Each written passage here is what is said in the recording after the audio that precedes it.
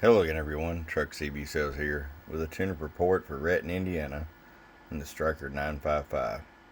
Rhett, we got it ready to go for you, bud. Our tune alignment as well as a voltage regulator upgrade.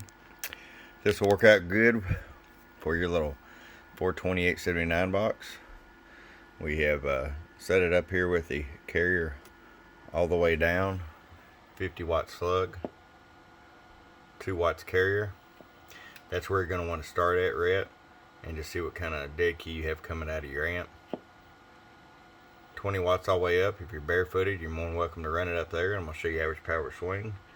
A little over 50 bird, 100 watt slug in PEP. About 98 PEP. Rhett, this will work out great for your little 4-peel.